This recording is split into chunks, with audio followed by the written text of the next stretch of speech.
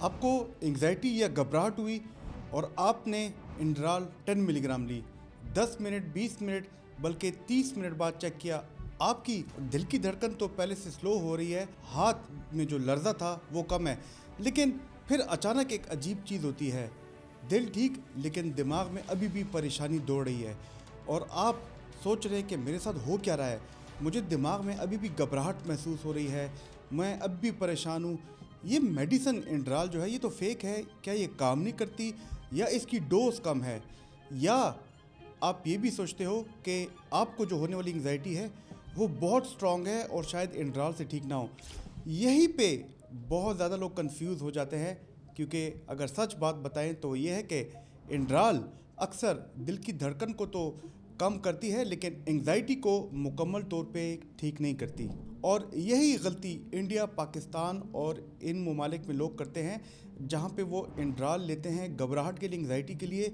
जब उनकी एंग्जाइटी ठीक नहीं होती तो वो अपने आप से मायूस हो जाते हैं। लिहाजा आज हम समझने की कोशिश करेंगे कि इंड्राल टैबलेट, जिसके बारे में मैंने पहले भी एक वीडियो बनाई, और इसका एंग्जाइटी में रोल क्या है, और एंग्जाइटी अगर ज़्यादा हो तो इंड्राल टैबलेट कितनी लेनी चाहिए और कहाँ पे इसका काम ख़त्म होता है।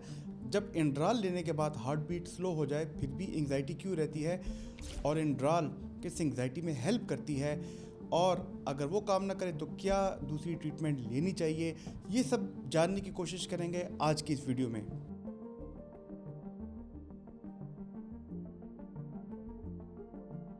दोस्तों, मेरा नाम प्रोफेसर डॉक्टर अली मुफ्ती है, मैं एक साइकेट्रिस्ट हूँ। और दोस्तों, हमने पहले भी एक इंड्राल पे वीडियो बनाई और इस पे हमें बहुत ज़्यादा कमेंट्स मिले, बहुत ज़्यादा क्वेश्चंस मिले, तो लिहाजा आपने सोचा कि एक इंड्राल पे फॉलो अप वीडियो बनाई जाए। आगे जाने से पहले मेरी आपसे गुजारिश है कि हमारे चैनल को ज़रूर लाइक कीजिए, सब्सक्राइब कीजिए। उसी तरह के सवाल हो तो कमेंट बॉक्स में ज़रूर कीजिएगा। दोस्तों, याद रखिए, इंड्राल मार्केट में अवेलेबल दवाई का नाम है और इसका जो फार्मूला है वो है प्रोपेनोलॉल, और ये असल में एंग्जाइटी की मेडिसिन नहीं थी। थोड़ा मैं आपको न्यूरोसाइंस समझाने की कोशिश करता हूँ। जब भी आपको परेशानी होती है, जब भी आपको घबराहट होती है, तो आपके दिमाग में एक इमोशनल सेंटर है एमिगडाला, वो फ़ौरन एक्टिवेट हो जाता है, और उसके एक्टिवेशन की सूरत में वो हमारी बॉडी का फाइट और फ्लाइट सेंटर एक्टिवेट करता है, जिसे सिंपैथेटिक सिस्टम कहते हैं। और सिंपैथेटिक सिस्टम काम करता है अल्फा रिसेप्टर्स के साथ और बीटा रिसेप्टर्स के साथ। यही बीटा रिसेप्टर्स हमारे दिल में होते हैं, जिसकी वजह से हमारी दिल की धड़कन एंग्जाइटी में ज़्यादा हो जाती है, क्योंकि एंग्जाइटी में सिंपैथेटिक सिस्टम एक्टिवेट होता है, हमारे हाथों में लर्जा भी आता है और ठंडे पसीने भी आते हैं, बल्कि लोगों के तो हाथों पाँव के बाल भी खड़े हो जाते हैं। दोस्तों, ये प्रोपेनोलॉल जो कि इंड्राल के नाम से आती है, ये बीटा ब्लॉकर है, यानी कि आपके हार्ट में जो सिंपैथेटिक सिस्टम जिस तरह एक्ट करता है उसको ब्लॉक करती है, इसलिए बीटा ब्लॉकर के नाम पे मशहूर है। और बीटा ब्लॉकर्स की बहुत ज़्यादा किस्में हैं, ये प्रोपेनोलॉल है एक ख़ास किस्म की बीटा ब्लॉकर। तो यानी कि एक चीज़ आपको समझ आ गई कि प्रोपेनोलॉल, इंड्राल बॉडी के स्ट्रेस रिस्पॉन्स को स्लो करती है, जैसे दिल की धड़कन तेज़ होना, हाथों का लर्जा, पसीना। तो सिंपल लैंग्वेज में जो बॉडी आपकी एंग्जाइटी की वजह से एक फॉल्स अलार्म बजा देता है, ये उसे कम करती है। लेकिन एक इम्पॉर्टेंट बात यह है कि ये अलार्म की आवाज़ को कम करती है, मतलब कि आपके दिमाग में जो परेशानी है वो आपकी बॉडी उस नतीजे में जो अलामत दे रही है उसे कम करती है। अगर और सादा अल्फाज में समझो तो घर में लगी आग नहीं बुझाती, सिर्फ बॉडी काम हो गई, लेकिन दिमाग क्यों नहीं काम हुआ, थोड़ा इसको समझने की कोशिश करते हैं। दोस्तों, अगर हम एंग्जाइटी को दो पार्ट्स में डिवाइड कर सकते हैं, तो एक होती है बॉडी की एंग्जाइटी यानी कि जिस्मानी एंग्जाइटी, और एक होती है मेंटल एंग्जाइटी यानी कि आपकी सोचों में जो एंग्जाइटी होती है, घबराहट होती है। बॉडी में एंग्जाइटी का तो आपको पता ही है कि घबराहट होती है, दिल की धड़कन तेज़ होती है, पसीना, कांपना, और आपके मसल टाइटनेस होती है, सर में दर्द और चेस्ट में टाइटनेस। अगर हम ज़हनी एंग्जाइटी की बात करें जो कि सोचों में आती है, तो बार बार ओवर थिंकिंग, नेगेटिव थॉट्स, परेशानी, आने वाले वक्त का डर होता है कि मुस्तकबिल में क्या होगा, और या अगर ये हो गया, या अगर ऐसे ना हुआ, और कांस्टेंट आपके दिमाग में टेंशन रहती है, आप रिलैक्स हो ही नहीं सकते। तो यहाँ पे मैं आपको बताऊँ कि इंड्राल आपकी बॉडी के जो एंग्जाइटी के सिम्टम्स हैं उनको टारगेट करती है, लेकिन सोचो पे इसका इफ़ेक्ट बहुत लिमिटेड होता है। इसीलिए तो कुछ कहते हैं कि डॉक्टर साहब इंड्राल लेते हैं, हार्ट बीट ठीक हो जाती है, लर्जा ठीक हो जाता है, लेकिन जो दिमाग के अंदर घबराहट रहती है, परेशानी, वो तो अभी भी है। तो अब ये समझने की कोशिश करते हैं कि किस टाइप की एंग्जाइटी में इंड्राल ज़्यादा काम करती है। इंड्रॉल हर किस्म की एंग्जाइटी के लिए इक्वल काम नहीं करती। अगर आपको प्रेजेंटेशन से पहले घबराहट होती है, स्टेज पे अगर आपने कोई तकरीर करनी है उससे पहले अगर आपको घबराहट होती है, आपने इंटरव्यू देने जाना है उसकी एंग्जाइटी होती है, ये नहीं कि जब परफॉर्मेंस देनी हो उस टाइम एंग्जाइटी हो, एग्ज़ाम का आपको बहुत स्ट्रेस हो, वो लोग जो सोशल एंग्जाइटी के शिकार हो जब वो लोगों के दरमियान जाते हैं वो कहते हैं हमें टेंशन मिल रही है, या वो लोग जो कहते हैं हम भीड़ में जाए तो हमें घबराहट होती है, लिफ्ट में जाए हमें घबराहट होती है। ये ऐसे सिचुएशंस है जहाँ पे आपकी बॉडी का सिंपैथेटिक सिस्टम एड्रेनलिन बहुत ज़्यादा सिक्रीट करता है और इस वजह से बॉडी की अलामात आती हैं। तो यहाँ पे तो इंड्रॉल काम करती है वक्ती तौर पे 4 से 6 घंटे। लेकिन अगर आपको जनरलाइज एंग्जाइटी हो, 24 घंटे एंग्जाइटी हो, आपको वहम की बीमारी हो, ओसीडी की सोचे आते हों और आपको बार बार पैनिक अटैक्स हो, यानी कि शदीद घबराहट जिसमें आपको लगे कि मैं मरने वाला हूँ, मुझे कुछ होने वाला है, और बार बार आप डिप्रेशन और ओवर थिंकिंग का शिकार हो, तो यहाँ पे इंड्रॉल अकेली इनफ नहीं है और आपकी एंग्जाइटी इंड्रॉल से ठीक नहीं होगी। तो सवाल ये है कि एंग्जाइटी आपके बॉडी में है या दिमाग में।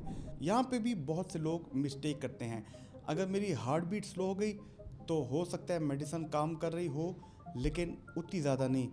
एक्सपेक्टेशन आपकी गलत होती हैं। अगर आप एक्सपेक्ट कर रहे हो कि मेरी सोचें भी, मेरी परेशानी वाली सोचें भी इंड्रॉल की टैबलेट से ठीक हो जाएं, तो ये शायद सोच गलत है और यहाँ पे फ्रस्ट्रेशन होती है पेशेंट्स को कि इंड्रॉल के साथ हमारी परेशानी वाली सोचें क्यों नहीं ठीक होती।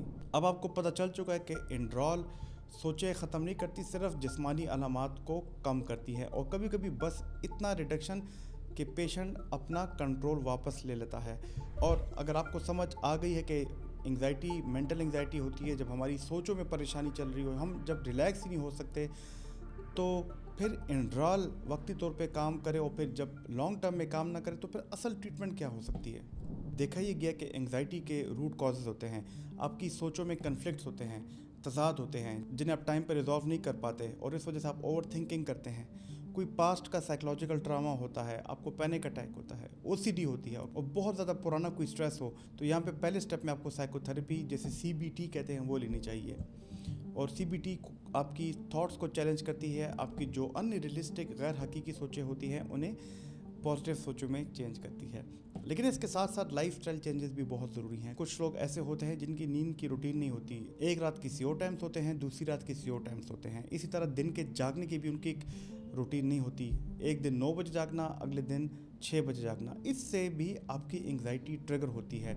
लेकिन अगर इसके साथ भी अगर एंग्जाइटी ठीक ना हो तो फिर हम देते हैं एंटी डिप्रेसेंट्स। एंटी डिप्रेसेंट्स में बहुत ज़्यादा दवाइयाँ आती हैं जिसमें SSRIs आती हैं, SNRIs आती हैं और ट्राइसाइक्लिक एंटी डिप्रेसेंट्स आती हैं, क्योंकि ये लॉन्ग टर्म एंग्जाइटी को ठीक करती हैं। जब हम एंटी डिप्रेसेंट स्टार्ट करते हैं, एंटी डिप्रेसेंट्स एंटी एंग्जाइटी का भी काम करती हैं। तो ये दवा लेने के 10 से 15 दिन के अंदर अंदर मरीज़ की एंग्जाइटी की जो अलामात हैं वो ठीक हो सकती हैं। खाली बॉडी एंग्जाइटी नहीं बल्कि जो आपकी मेंटल एंग्जाइटी है, सोचों पे वो भी असर करती है और 1 महीने के अंदर अंदर आप बहुत बेहतर महसूस करते हैं। ये कोर्स होता है कम से कम 6 से 9 महीने ये दवाई लेनी होती है और फिर एकदम नहीं बंद करनी होती। गाड़ी को एकदम ब्रेक से लगा के रोकना नहीं होता बल्कि आराम आराम से इसको रोकना होता है। हाँ, याद रखिए जो एंटी डिप्रेसेंट्स हैं ये जब 15 दिन 20 दिन लेती हैं अपना असर दिखाने में, तो यहाँ पे इंड्रॉल वक्ती तौर पे दी जा सकती है। 15-20 दिन या 1 महीने के लिए हम इंड्रॉल देते हैं और फिर इसको आहिस्ता आहिस्ता कम करते हैं। इंड्रॉल के बारे में याद रखिए कि ये एकदम नहीं बंद करनी होती, क्योंकि आपकी दिल की धड़कन इस पे आदी हो चुकी होती है। अगर आप रोज़ाना इंड्रॉल ले रहे हैं तो फ़ौरन से नहीं बंद करनी, इसको डॉक्टर की हिदायत के मुताबिक टेपर ऑफ आराम आराम से इसकी डोज कम करनी है। दोस्तों, अगर मैं आपको आखिर में शॉर्ट में बताऊं तो इंड्रॉल शॉर्ट टर्म एंग्जाइटी के लिए, लेकिन लॉन्ग टर्म एंग्जाइटी के लिए आपको साइकोथेरेपी या एंटी डिप्रेसेंट्स लेनी पड़ती हैं। तो दोस्तों, कैसे लगी आपको ये वाली वीडियो? अगर आपको ये वाली वीडियो मेरी पसंद है तो ये वाली वीडियो देखना जिसमें मैंने आपको रिलैक्सेशन टेक्निक के बारे में बताया बगैर किसी दवाई के, जिससे आपकी एंग्जाइटी नेचुरल तरीके से सांस की और वेगस नर्व एक्सरसाइज से कम हो सकती है। ये वीडियो देखना आपको ज़रूर फ़ायदा होगा। मुझे उम्मीद है कि इन वीडियो से आपको साइकोलॉजिकल रेजिलियंस मिलेगी, आपके अंदर मेंटल हेल्थ अवेयरनेस आएगी। अपना बहुत बहुत ख्याल रखिएगा। अल्लाह ताला आपका हामी नासर हो। शुक्रिया।